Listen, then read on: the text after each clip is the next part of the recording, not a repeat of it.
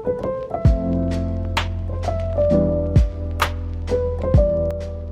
there, my name is Mariani and welcome to my channel. I'm a beginner sewer sharing my sewing adventures here on YouTube. If you've seen my previous videos, you'll know that I've been working on a hexi quilt for my mum.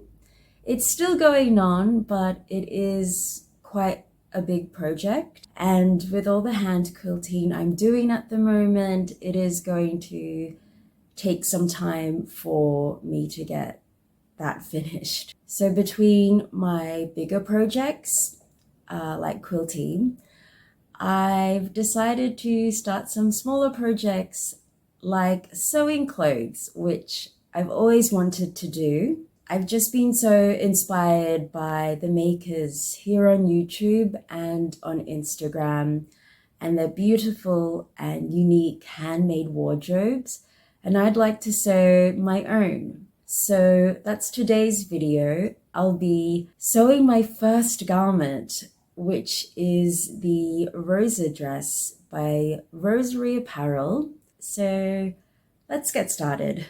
So I've got my little stack here of my already cut out pieces of the dress.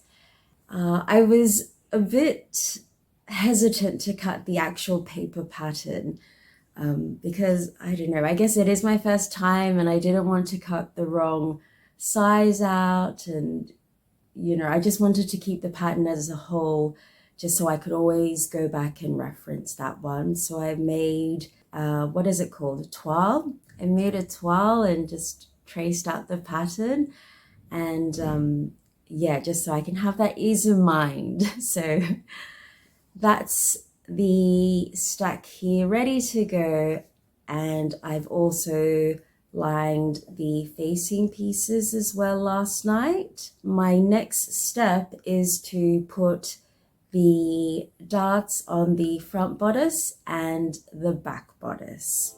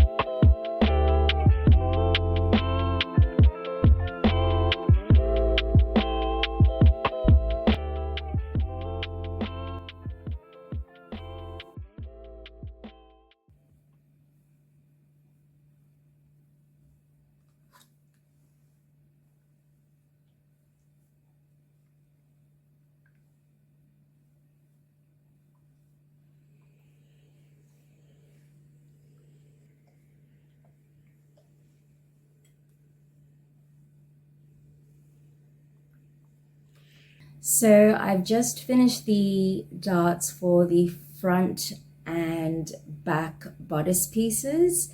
You may have noticed me as I was preparing, I was drawing lines with the ruler and putting a whole bunch of pins in. And that's because I really needed a guide when I watch Rosery Apparel, like Janelle, whose channel is Rosery Apparel. She can always just pinch the points where the darts are and then just sew that line straight through. But I decided not to run wild with it. I don't have the techniques down like she does. So I just stayed on the safe side and got out my erasable pen and just lined those up and used pins to hold it all in place. I also watched a video from Tilly and the Buttons on how to sew darts. She recommended that as you get closer to the point, you turn the length. Is it the length? What is this one? Yes, it's the length. So you turn the length down to 1. So it's very small stitches as you get towards the point, and then you sort of taper off once you reach the point. And I guess that helps prevent from getting like a sort of bubble lump at the point or the tip of the dart. And yeah, I don't even know what a bubble at a tip is supposed to look like, because mine turned out fine, which I guess that means that sewing trick really does work. So I guess I'll be doing that from now on. And I did that for all of my darts, and I'm really pleased at the way they've turned out. I did end up sewing knots as well, 2 knots, and then just chopping it off. I've also ironed all the darts inwards, and then I've actually used a towel, which is another tip I've got while watching videos on how to, you know, sew and make your darts look nice. And this one was from Evelyn Wood, and she recommended using a ham, like a sewing ham, I think that's what they're called. And you place your darts over it, and then you just iron along that sort of round mold to get a nice smooth finish on your dart. If you didn't have one, she recommended just rolling up a towel, which I've done. And I found that was enough of a round surface for me to round off the darts. And it's such a great tip. It really looks nice. Everything's sort of smoothed out. I will pop those videos down in the description as well, because I found them to be very, very useful. Now I'll move on to the next step, which is joining the front and back pieces. And then I think I've also got the lining, the facing to attach as well. So let's keep going. It's looking good.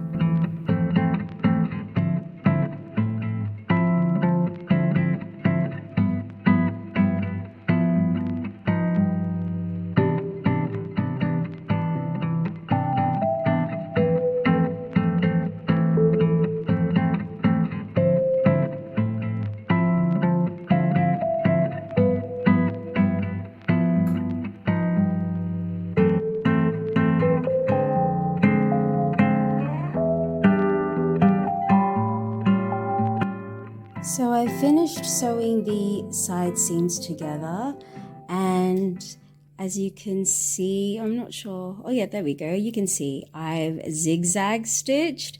This time it was a bit easier because it was just the straight line, and then I also did another straight stitch just right behind where the zigzag points are. So it gives that look of like an overlocker finish, and also just to strengthen that zigzag part as well, and then gave it a bit of a trim. And then I also forgot that I didn't do the zigzags at the seam here at the shoulders, but I quickly did that. And I actually used a larger zigzag here and a smaller zigzag here, but I think I like the smaller one better. It just feels like there's more zigzags to hold everything and strengthen everything in place. But still, this one looks good. I did the exact same thing, the zigzag followed by another straight line just to strengthen that tip part at the end. And yeah, it's coming together so well. I'm very excited, and I'll show you what it looks like on.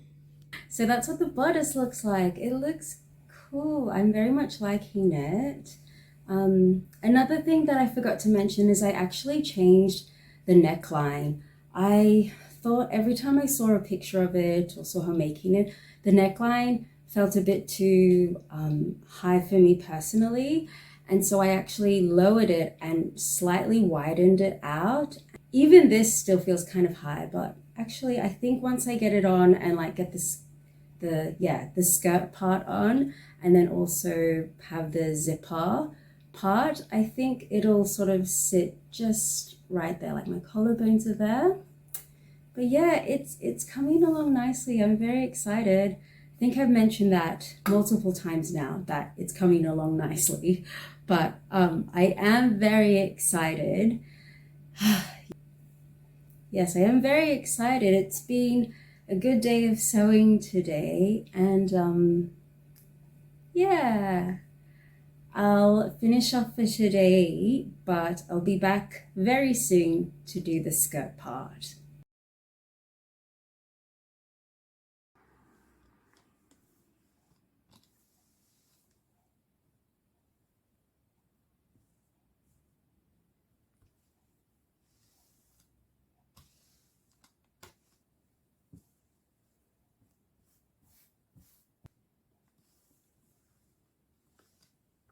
So it's a new day and I've just started with my sleeves for the dress, and it's my first time doing gathering stitches. So I just did some gathering stitches between the two notches on the sleeves here, and I've just sort of roughly gathered them up, and then I've sewn the two the two edges of the sleeve together, and done a zigzag stitch and then another straight stitch just behind it to further strengthen that zigzag stitch, and just trimmed it down a little bit. But yeah, I'm not the greatest. I don't know if you can see it properly. Maybe that's a little bit better. Oops, wait. Okay. Well, so basically I've done the zigzag stitch and the straight stitch to strengthen it, and then now I have to hem around the end of the sleeve. It's quite simple, and I'm glad that there's so many resources available on how to finish seams and how to gather, you know, a sleeve or a skirt. And on Janelle's YouTube channel, Rosery Apparel, she has so many videos on just basic how-tos. Even in her tutorial on how to make this Rosa dress, and I think a few other dresses like the pansy dress, for example, she shows how she does her gathering stitches, and I've just done mine the same way as hers. So I've got my bodice just on the side here. Well, I'll have to hem it first, then I'll attach the sleeves into here, and then just sort of fix up the gathering as well so it goes nicely around the armhole. So yeah, let's go.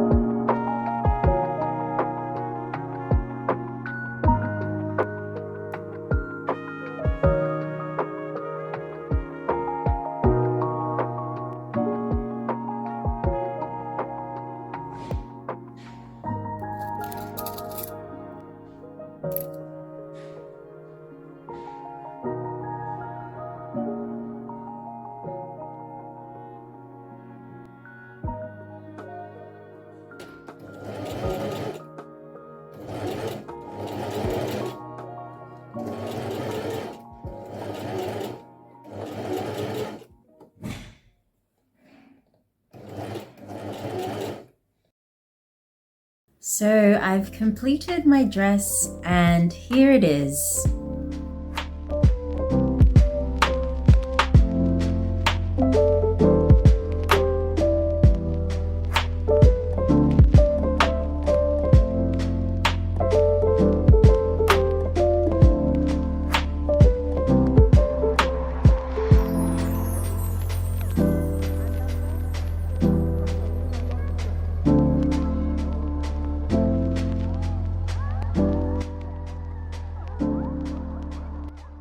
Well, that's my first dress done, and yes, I absolutely love it.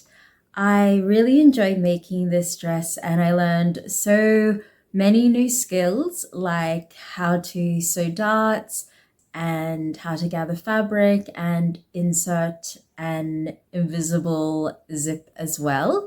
I did use a few videos to help me with these steps along the way. But yeah, I found this pattern, very approachable and the instructions were straightforward as well.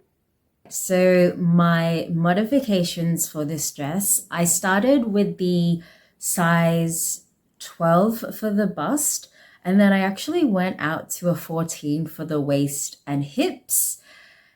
Going by her measurements. And so, yeah, for this pattern, she only has the body measurements and not the finished garment measurements.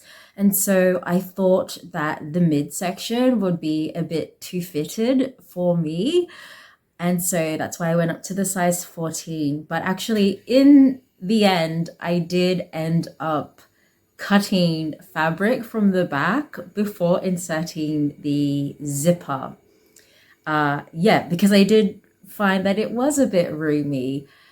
Yeah, so that was what I did. I just cut out, I don't know, maybe like an inch from each side before inserting the zipper. Next time, I think I will just make a straight size 12 and not bother with all the different changes here and there. I did make the sleeves in a size 14 and I'll keep it as a size 14 because I like the length of it and I like how nice and roomy it is. And obviously, as well as I mentioned before, I did widen the neckline. I widened the neckline about an inch. And lastly, I actually cut off 1 inch from the bottom of the skirt and then hemmed it. So yeah, because I am a bit on the shorter side. But yes, those were all my modifications. Please excuse the light changes. We're actually in the middle of winter here in Australia now.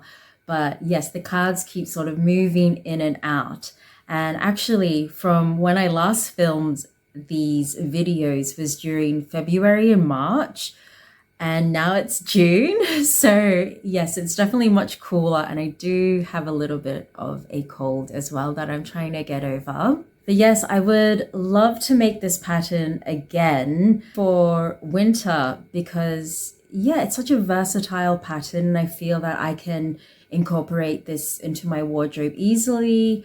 Just wear thermals or tights underneath and wear a cardigan over it and yeah, wear it with boots.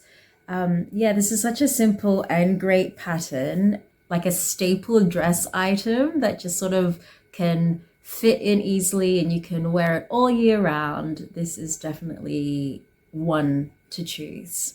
So thank you so much for joining me for my very first garment sewing vlog. I hope you enjoyed it. And yeah, please like the video if you did and subscribe to my channel for more sewing and quilting content. I will see you again in another video sometime soon. And yes, have a lovely day. Bye-bye.